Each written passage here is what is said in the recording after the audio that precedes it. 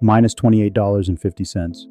You buy a $3.75 coffee, 40 cents short of having $3.75.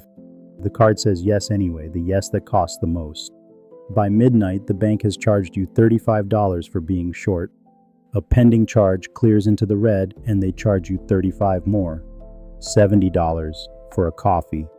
Payday isn't until Friday, so you pay $4.99 to send your own money to yourself early.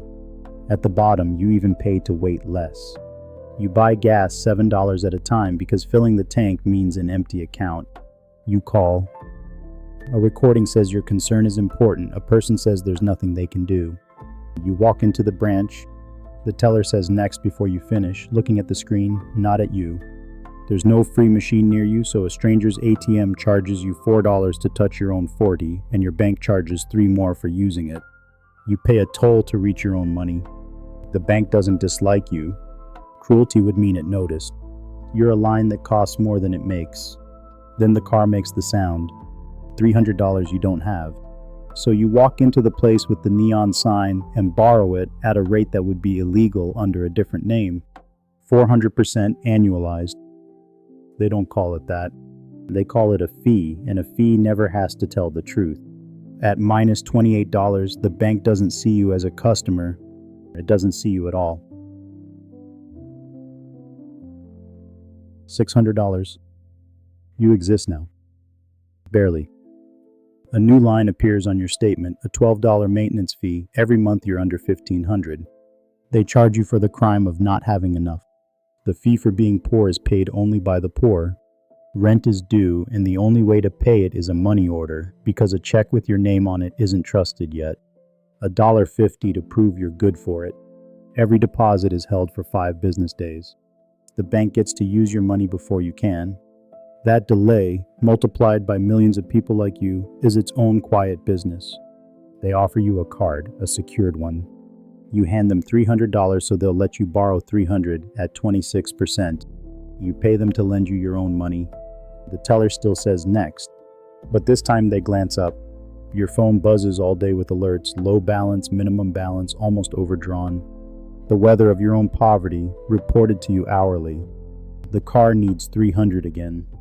It goes on the card, 5 months and $40 in interest. You wince, but you don't go to the neon place.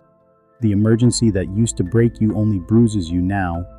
At $600, the bank lets you through the door and charges you rent for standing inside it.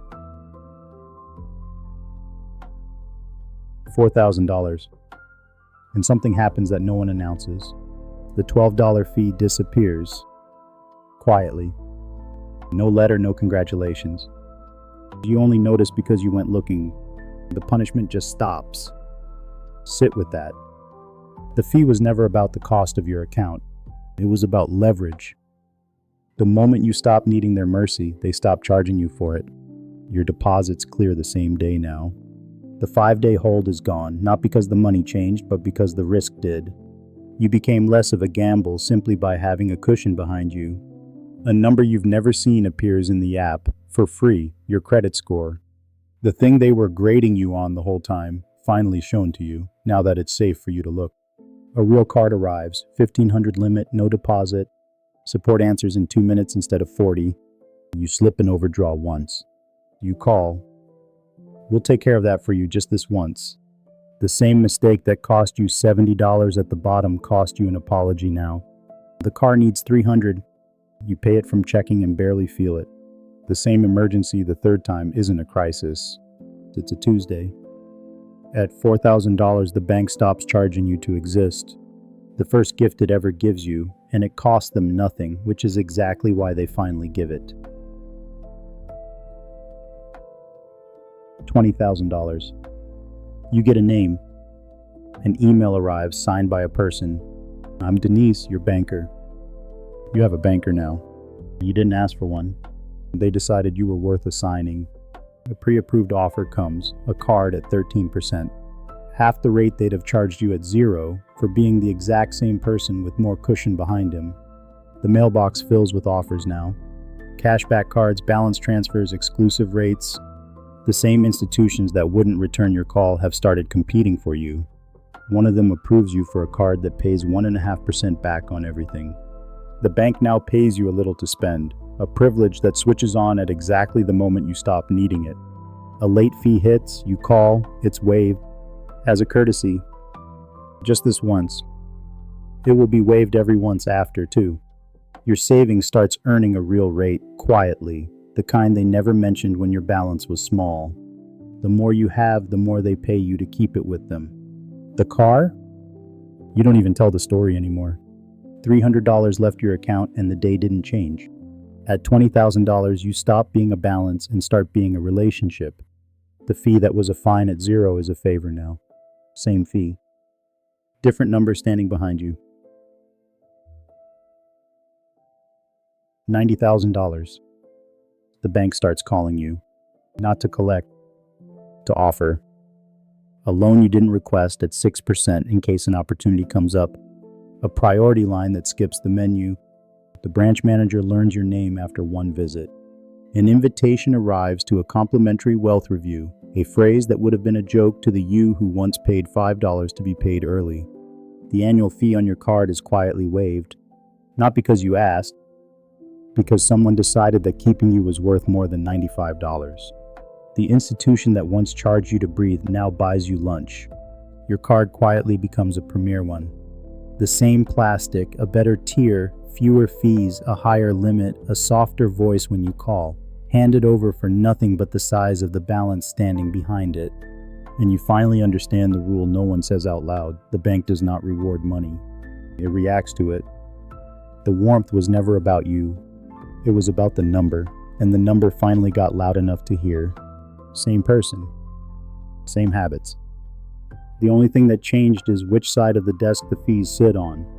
At $90,000, the bank stops waiting for you to need it and starts arriving before you do. $500,000. There's a floor you didn't know existed. No line. A glass office. Coffee in a real cup, not a paper one. A person who stands when you walk in and walks you to a chair. You get a relationship manager, one human being whose whole job is to remove your problems before you finish describing them. Rates stop being a number printed on a page and become a conversation. You ask for better, they find better. The loan that took a week and a stranger's judgment at the bottom is now a single sentence to a person who already trusts you. Of course. I'll have it done today. The rope you once waited behind, you're guided past it now the way you were once guided into it. Fees, as a category, simply stop appearing. Not waived, absent. You've crossed into the part of the building where the menu has no prices. A line of credit appears that you never applied for, secured by nothing but who you've become to them, money offered at a whisper, to the one person who needs it least. This is the perk no one advertises because you can only buy it once you no longer need to be sold anything. The bank stops handing you products and starts removing obstacles from your path. At $500,000, money stops buying you things. It starts buying you the absence of friction. $4 million. The relationship inverts. The bank calls to apologize for a 2-day delay on something you hadn't even noticed. They lend you money at a rate lower than the rate they pay you to hold your deposit. They lose a little, on purpose, because losing you would cost them more. A team you didn't hire watches your accounts. When something looks wrong, they call you before you've even seen it. The vigilance you once begged for is simply included now. They offer to manage what they call the whole picture, the lending, the investing, the taxes, the generation after you. Not a product anymore. A standing invitation into the machinery that keeps money quiet and safe. They ask your opinion.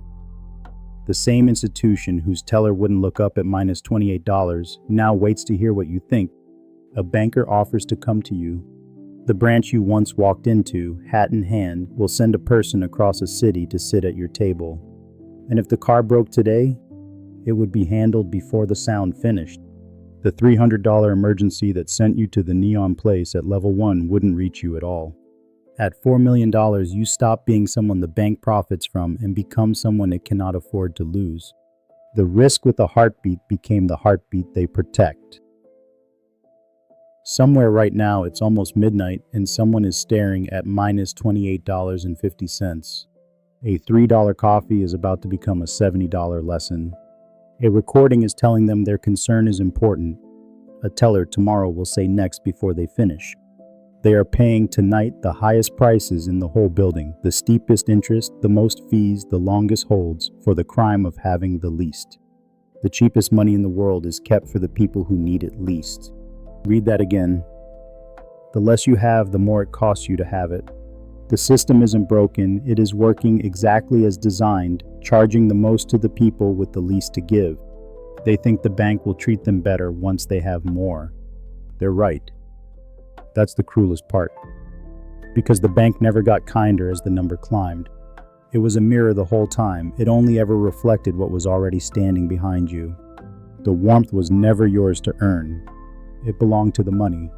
So stop trying to win the bank's heart. It doesn't have one. It has a threshold, and the only thing it has ever respected is a number on the right side of it. So don't wait for the bank to see you. Build the number until it has no choice. This is Merlin money. Count it quietly.